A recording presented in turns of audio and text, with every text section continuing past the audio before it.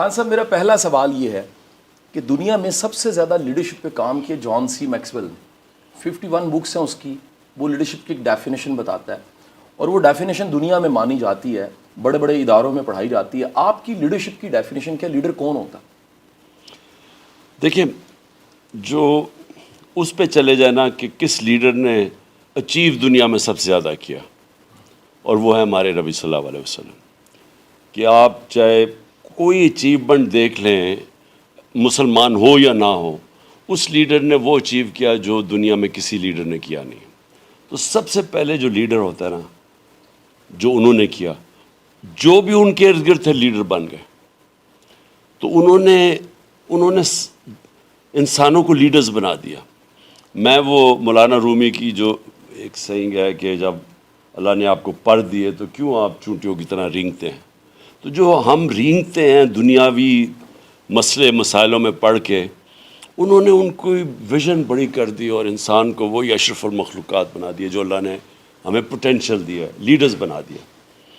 اس کے بعد جو انہوں نے لیڈرشپ کے جو مین پرنسپلز تھے وہ لوگوں کے اندر, وہ جو پرواز اوپر کرنے کے لیے, ایک انسان کو بڑا انسان بنانے کے لیے, لیڈر بنانے کے لیے, جو ایک انسان کی سب سے امپورٹنٹ اس کی ویژن بڑی کر دی.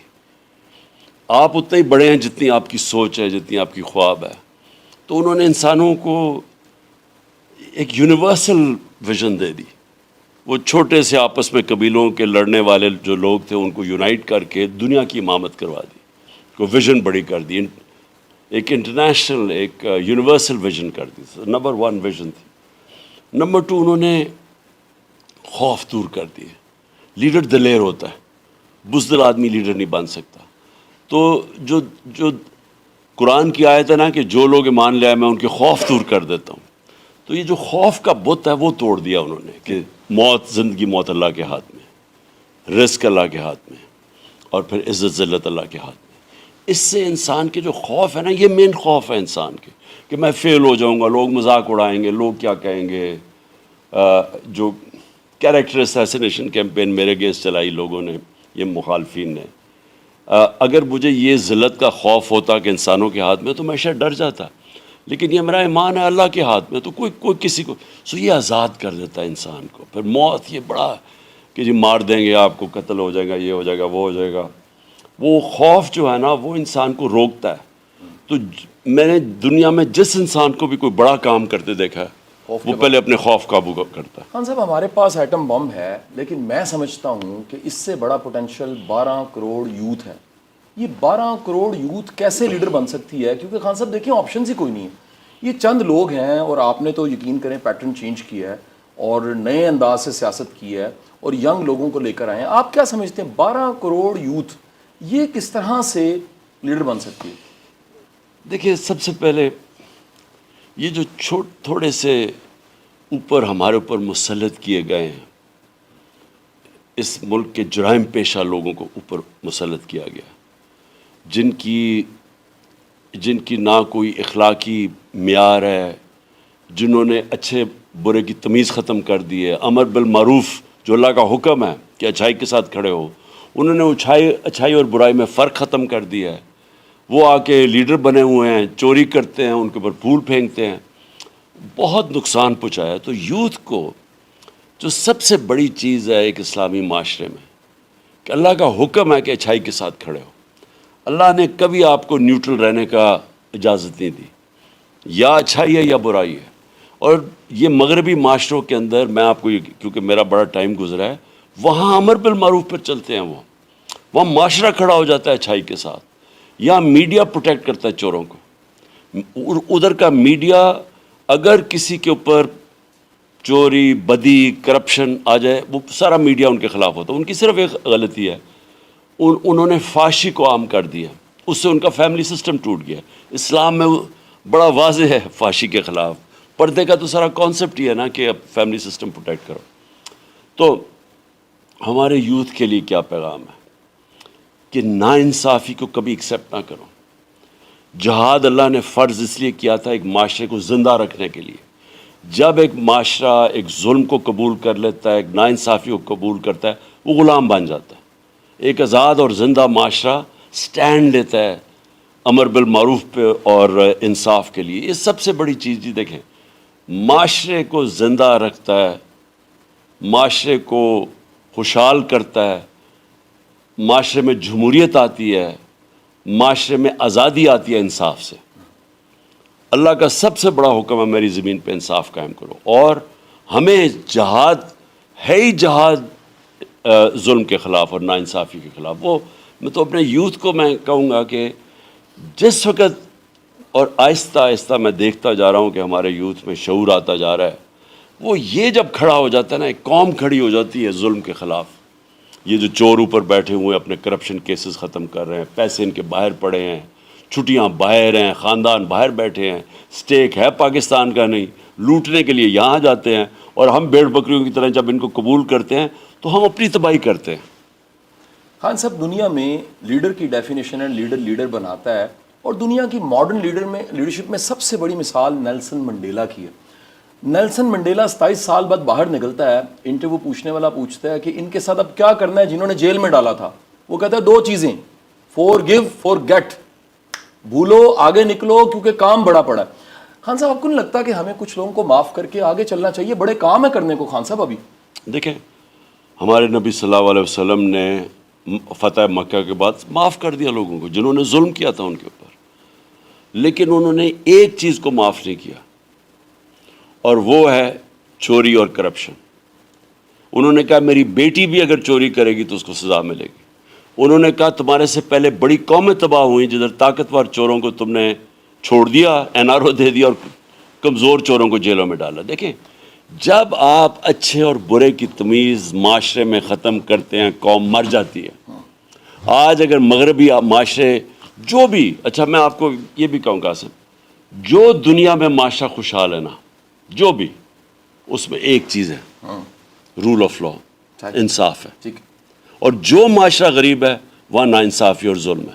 اب حضرت علی کا جو قول ہے کہ کفر کا نظام چل جائے گا لیکن ظلم کا نظام نہیں چل سکے گا, یہ یاد رکھنا کہ جو معاشرے کے اندر لوگ انصاف کے ساتھ نہیں کھڑے ہوتے اور جو کرپشن کو ٹالریٹ کرتے ہیں. اب چائنا ہے, سب سے تیزی سے ترقی کیا ہے.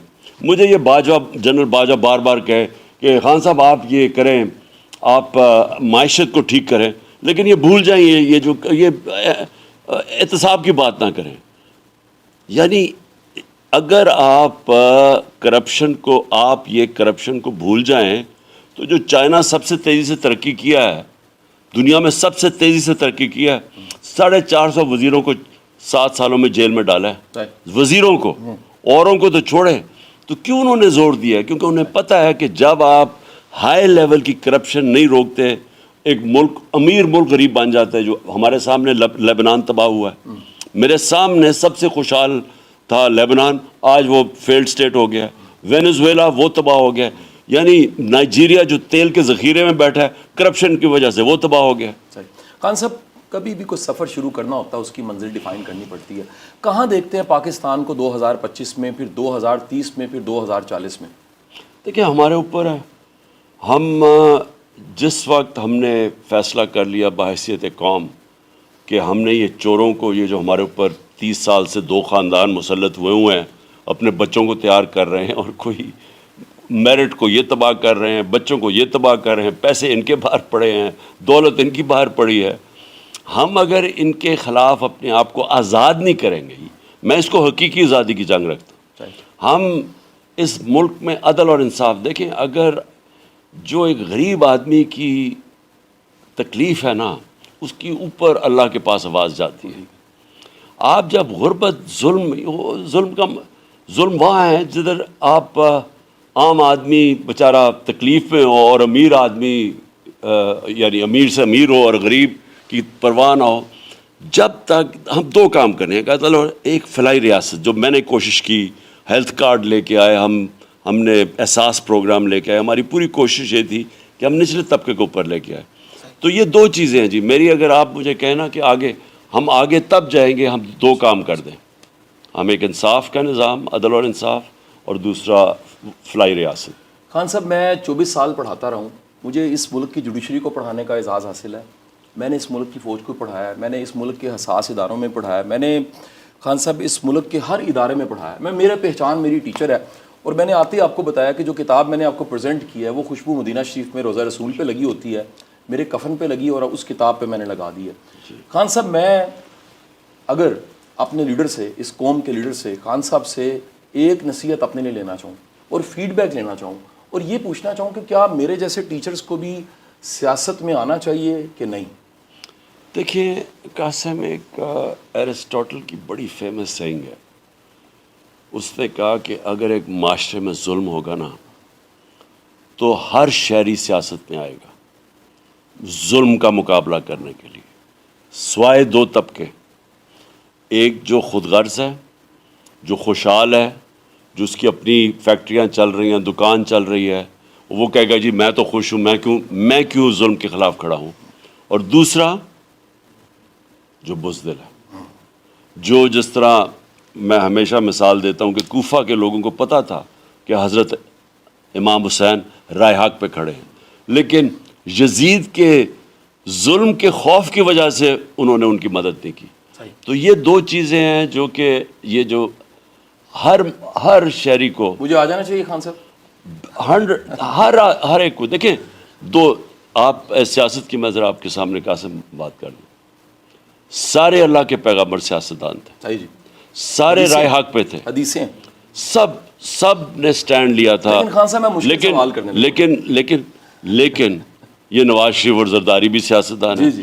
تو اگر جب آپ رائے حق کے لیے کرتے ہیں تو وہ عبادت بن جاتی ہے، صحیح سر۔ ذات کے لیے کرتے ہیں تو خان صاحب میرا مشکل سوال یہ ہے کہ میرے پاس نہ ہاؤسنگز ہیں، نہ پارٹی کے لیے فنڈ ہے، کیا مجھے ٹکٹ دے دیں گے جس کی اتنی فالوئنگ ہے، لاکھوں کروڑوں کی فالوئنگ ہے، اتنی کتابیں ہیں، ساری زندگی ٹیچنگ رہی ہے، کوئی بیگیجز نہیں ہے، ٹیکس کلیئر ہے، ہر چیز کلین ہے، کیا مجھے ٹکٹ دے دیں گے خان صاحب؟ آپ کی پارٹی مجھے ٹکٹ دے سکتی ہے ایسے ٹیچر کو؟ ہماری پارٹی یا میری پارٹی آج سے 26 سال سے لوگ ڈھونڈ رہے ہیں کہ جن لوگوں کو پولیٹکس میں آنا چاہیے، جو کیریکٹر کے صاف ہیں، جن کی ملک کے لیے محب وطن پاکستانی ہیں، لیکن مجھے افسوس سے کہنا پڑتا ہے کہ زیادہ تر میں نے اپنے 26 سال میں دیکھا ہے کہ وہ لوگ ہمارے جو ایماندار، جو دیانتدار جو لوگ ہیں، وہ بزدل بہت ہیں، وہ ڈرتے ہیں جی میں ذلیل ہو جاؤں گا، کوئی کہتا ہے جی مجھے یہ کر دے گا۔ میں نے بڑی کوشش کی ہے لوگوں خان صاحب کو، اگر یہ میرا جھاکا کھلا ہو تو مجھے ٹکٹ مل جائے گی؟ ہاں آپ کو مل جائے گی، آپ وعدہ کریں خان صاحب؟ آپ کو بالکل ملے گی۔ کس حلقے سے ملے گی خان صاحب؟ نہیں وہ تو آپ نے بتانا نا، نہیں پہلے آپ نے بتانا ہے کہ کس حلقے کے اندر آپ کی کوئی جان پہچان جڑے۔ جہاں میرے 40 سال گزرے وہ گلشن راوی ہے، اور میں ووٹ ڈالتا ہوں میاں اسلم اقبال کو، اور میرے ساتھ کا بالکل قریبی حلقہ جو ہے وہاں میں نہیں جانتا کون ہے، لیکن آپ مجھے ٹکٹ دے دیں گے MP میں ابھی چیک کرتا ہوں نا کہ وہاں آپ کا کوئی ہے، ہمارے پاس ہے کوئی یا نہیں ہے۔ مجھے MP کی ٹکٹ مل جائے گی؟ نہیں سر، میاں اسلم کا رہنے دیں، آپ ڈوگر صاحب والا مجھے دے دیں، آپ ڈوگر صاحب والا مجھے ٹکٹ دے دیں۔ کون سا والا ہے وہ والا؟ ڈوگر صاحب والا ٹکٹ دے دیں۔ نہیں سر نہیں۔ خان صاحب آپ کا بہت بہت شکریہ، ایک بڑا بلنٹ سا، ایک بڑا انفارمل سا۔ قاسم یہ بڑا دیکھو، آپ جیسے لوگوں کو 100% پولیٹکس میں آنا چاہیے، اور آپ یہ یقین کریں کہ اگر آپ کو ایک حلقے میں نہیں تو اگر پبلک جانتی ہے اور ہم دیکھ سکتے ہیں کس حلقے میں آپ کی میرٹ پہ، تو ہم ضرور لے کے آ سکتے ہیں۔ نہیں خان صاحب میں ٹکٹ کا انتظار کر رہا ہوں، آپ سے دوبارہ ملاقات ہوتی ہے، بہت بہت شکریہ۔ اوکے خان صاحب۔ Okay Qasim, okay.